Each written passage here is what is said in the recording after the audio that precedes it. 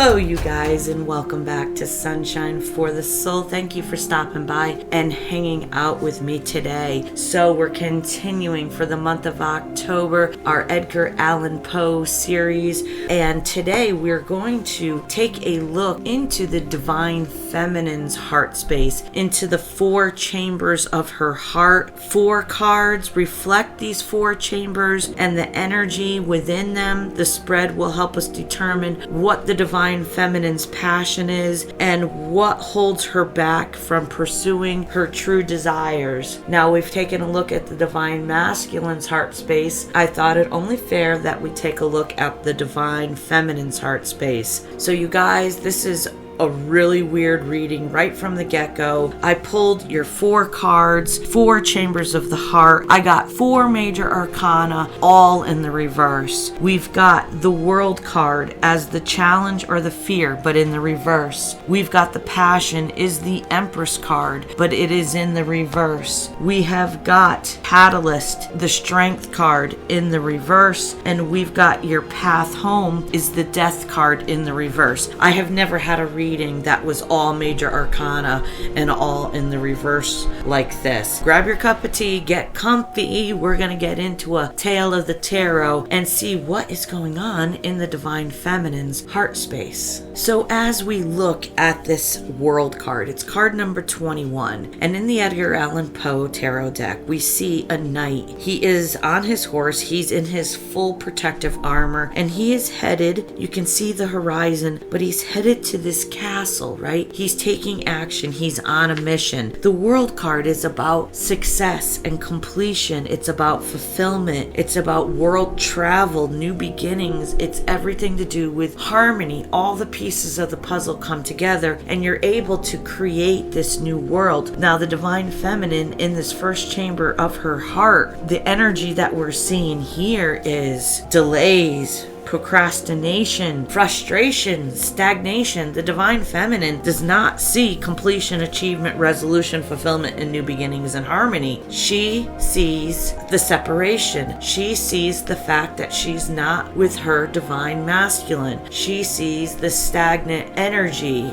Looking at it from a 3rd dimensional perspective, on the physical plane, most Divine Feminines aren't seeing much movement. You're focusing on something that is essentially a ghost. I mean, they're not in your life. They have nothing to do with you. So why is it that the Divine Feminine cannot disconnect? It's because that is a spiritual, energetic connection that is divinely orchestrated, and the universe and the twin flames made an arrangement to come here during this time to help raise the frequency, to help all souls ascend to another vibrational timeline. So the twin flames has a very important purpose. So if the Divine Feminine is sitting here in her heart space and she's frustrated by it all, she sees the procrastination on the Divine Masculine's part. Some Divine Feminines have been in this space for 10 years. The Divine Masculines have not stepped forward, gotten out of their ego to fulfill their life's mission. Even though they have tower moment after tower moment and their life falls apart, they still refuse to step into the role, even if they can identify that this Divine Feminine is special to them. I've got better places to be, people to see, places to go, and things to achieve. I don't need any of that, because when the Divine Feminine and the Divine Masculine met, they weren't healed. Their wounds reflected each other, and most of us had very deep wounds in our heart space. We'd been screwed over, stomped on, chewed up, and spit out. And if you have been there, give me an 1111 in that comment section. Let's reverse this energy and say that's where we were before, but that is not where we're going. Let's actually read about the World card in the Edgar Allan Poe guidebook, okay? It says, in the poem El Dorado, a knight had journeyed long singing a song in search of El Dorado. El Dorado is said to be a hidden empire or a city of immense riches. It's used as a metaphor for the Holy Grail, an object or goal of great significance. The knight believes the golden city of El Dorado is the key to happiness, success, and love, and it may even contain the entrance to heaven. The knight spends his entire life searching for El Dorado until he meets a pilgrim shadow who tells him that the golden city lies over the mountains of the moon, down the valley of the shadow. Pilgrim's shadow indicates that spiritual treasures such as wisdom, knowledge, unity, wholeness, and enlightenment can be found through death, can be found through transformation. Only through the death and rebirth of your soul can you complete your life's journey. In this image, a knight on horseback approaches an elaborate city of gold. As represented by the setting full moon, his mission has ended. Vast green mountains symbolize success, and a new era begins at sunrise. So the divine feminine sees all of what the divine masculine is capable of. If she's in high priestess energy, she can see the beginning, the middle, and the end of every situation. She is gifted that ability of insight. Now, so is the divine masculine. She knows what the world could be if the divine feminine and the divine masculine can step into their heart space. Imagine a world where we're no longer taught to hide their emotions, where they were given a safe space to be exactly who they are, to express themselves. Imagine teaching little children instead of,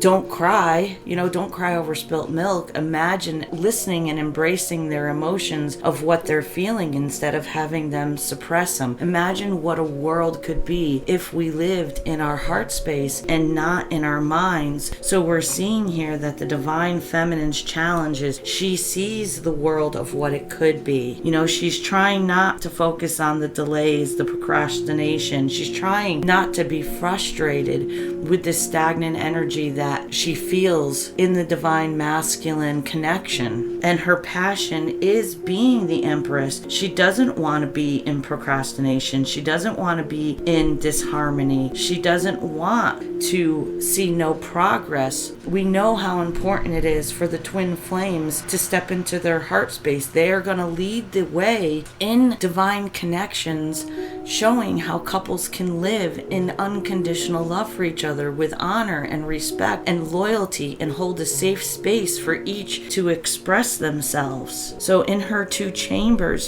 she can see, but it's very hard for the divine feminine to hold the faith, and the universe is asking us as divine feminines to trust in the process, trust in the universe. We're being asked to have blind faith that the universe is guiding this connection. It is divinely orchestrated and everything is in proper timing, but letting go and surrendering is very difficult for the divine feminine. And divine feminines, we need to do that. We need to give the divine masculine the space he needs, but there's a sense of urgency that we've been feeling in the collect. There's a sense of coming to a precipice. Just, how much more of this stagnation can we take without seeing progress? So let's look at what's in the third chamber, the catalyst for the divine feminine. What's driving her? What's going to continue to give her the willpower and the strength? And that is the strength card in the reverse. Her catalyst is that she knows that the divine masculine needs to be supportive energetically. We need to send them all the love, all the compassion, all the kindness, hold all the space we can for their process, even though we're growing frustrated because we're looking at things at a linear timeline. Like, where is he? How can he not see what we're seeing? The importance of what we're going through. Like, what could they be focused on that is so much more important than their divine mission? Their divine mission that not only affects them and their divine feminine, but as Empress card shows, this is multi-generations. If the twin flames step into their power, they step into their heart space, and they let the universe guide them, they let their intuition guide them, we are changing things for generations. Feelings aren't validated and they're told to suppress them. Those days are over. We can't live in a society where the divine masculine suppresses his emotions. He can be strong and powerful, but his emotions are what makes him powerful. They have been hidden from the divine masculine because they're such a strong asset in guiding them towards unconditional love. What a way to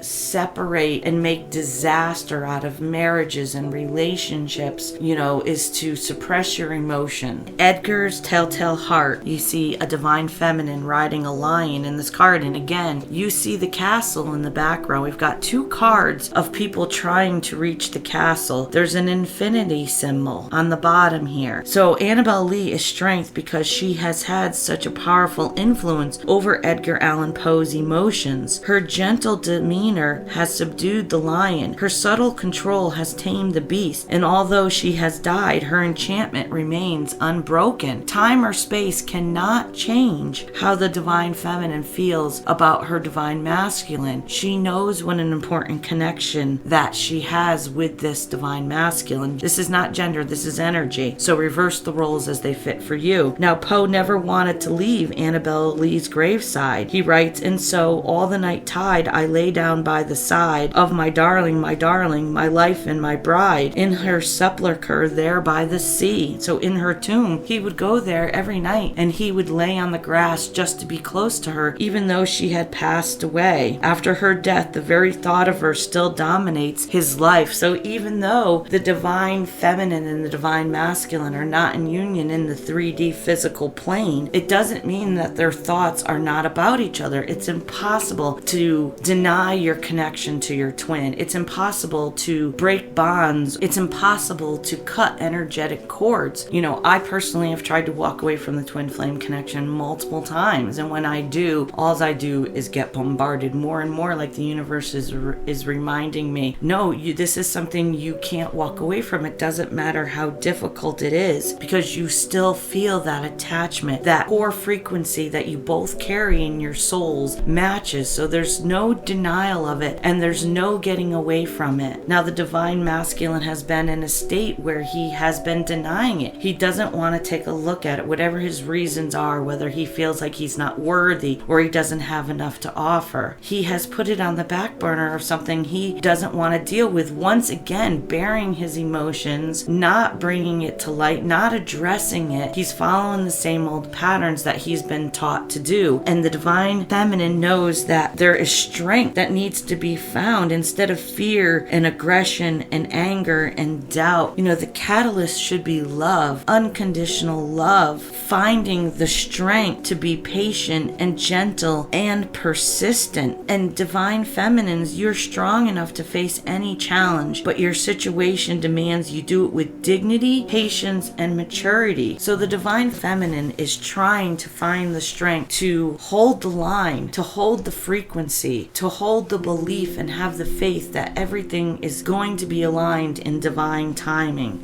Now let's take a look at the divine feminine's path home. The fourth chamber of the heart is the death card in the reverse, card number 13. It's pretty interesting on how 3 of the 4 major arcana show actually divine feminines on them, and the death card in the reverse again has a picture of a divine feminine. In Edgar's Telltale Heart, it says, "In this oval portrait painter bewitched by his wife's beauty must capture it on canvas. The painter is so obsessed with painting her portrait that he ignores everything else. She sits motionless for weeks. At last her health begins to fail. Her husband is oblivious. He finishes the painting and regards his work happily, exclaiming that this is indeed life itself. A moment later he realizes that his wife is dead. All that remains is her lifelike painting. She's gone. The woman lives on in her portrait. Like death, she is a symbol of invincibility. The picture frame with a skull symbolizes death, but the ivory-covered edges suggest that life continues after change and transformation." So the path home is that we can't be resistant to change. We can't be obsessed with the final outcomes of the divine masculine riding in like the knight in shining armor. It may not look that way. It may not be the ending that you hoped for. If you put this in a romantic context and you look at this energetic connection with those lens of like your past relationships, like it was a boyfriend, girlfriend, this is not the same thing. You're going to be setting yourself up for kind of a state of delusion. You know, we don't want these relationships to be in limbo. We don't want to control what another human being does. We don't want to invade on the divine masculine's free will, but we know that the path home is to embrace change. The path home is to have a transformation in these relationships, and it starts with transforming our hearts. We need to have a transformation about knowing that it's okay to express ourselves, that it's okay to relay our emotions to another person, to tell them how we feel and not be guilted by insecurities or that makes us look weak or fragile. The divine masculine is not weak or fragile for expressing himself. His emotions are his power. His emotions are his internal guideline, his internal compass of what is truth and what is not. His intuition guides him through his emotions. So negative emotions are not truth. If you're living in a fearful state and you're not expressing yourself to someone, then that is not the truth that aligns with your highest and greatest timeline. It is not what the universe envisions. So these emotions of fear, those are signs that something is out of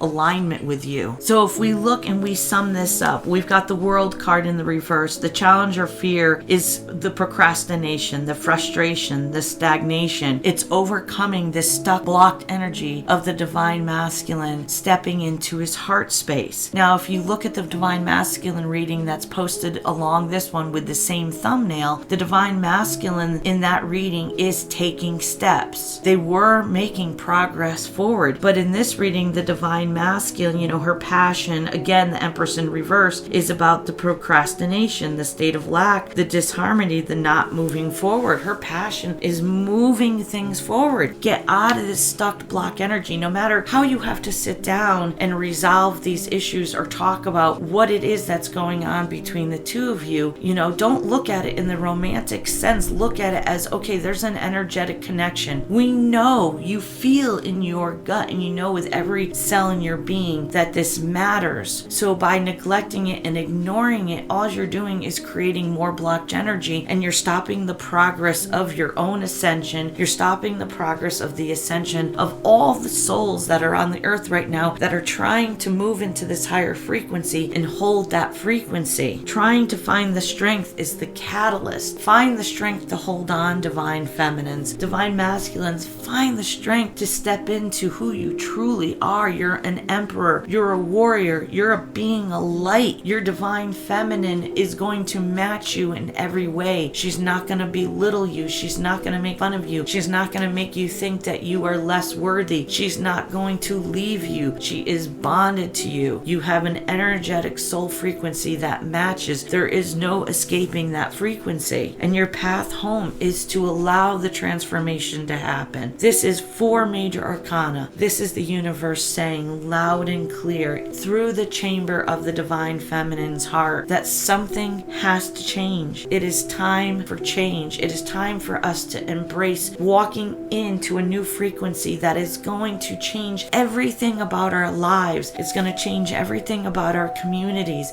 It's going to change everything about how we raise the next generation. The Bible talks about bringing heaven down on earth, 1,000-year reign, raising the frequency. We are trying to bring that frequency in, and your twin flame mission is to embrace that frequency. It's to hold that higher vibration, but you cannot do it if the divine masculine is stuck in fear, if they are stuck in delays, if they are procrastinating, stepping into the role of becoming this new beautiful embodiment of the divine masculine with balanced energies of the divine feminine and masculine within him, and then balancing the energies, balancing that core frequency between you and your twin flame, between you and your divine feminine. I want to reiterate that these are energies, so reverse the roles as they fit for you. If this reading resonated with you guys, if you're like, Cyndi, I feel this, I feel the precipice, I feel the frustration of the divine masculine not coming forward, and you're just thinking, why can't they see the big picture? Anything they have going out there in the world is not as important as this mission of raising the frequency and bringing in a whole new age of Aquarius, where we live within our heart space, we live connected to our intuition, we live connected to our higher power, we live connected to source once again as a spiritual energetic being having a human experience. And we are here to usher in the new age. We are here to usher in unconditional love and hold that frequency and bring others into the light with us. So we have an important mission that we are both a part of, and with 4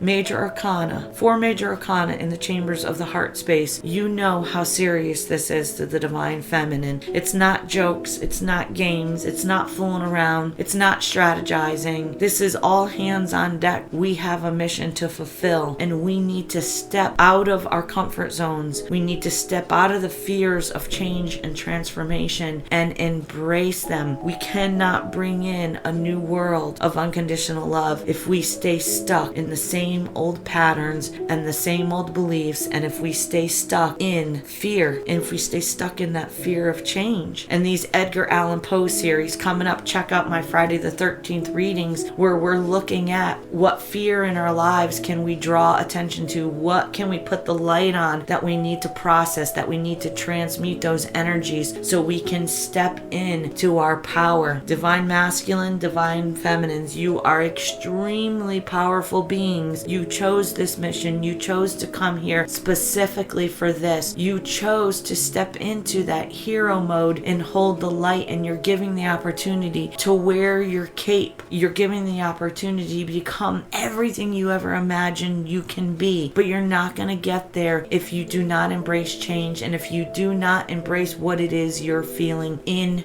your heart. I hope you guys enjoyed this reading. Thanks for hanging out with me. I really do appreciate this. We're having a lot of fun with this Edgar Allan Poe series, and the cards are very in depth. You're really getting a good feel about how when you go through a dark time that you can find the light. Like Edgar Allan Poe, he found the light within the darkness and he was able to create. The only way we're going to step out of the darkness is if the twin flames join together. They bring their core frequencies together in a balanced way, and they shine their light so incredibly bright that there is no room for the darkness. We'll see you at your next reading. Peace and love, everybody.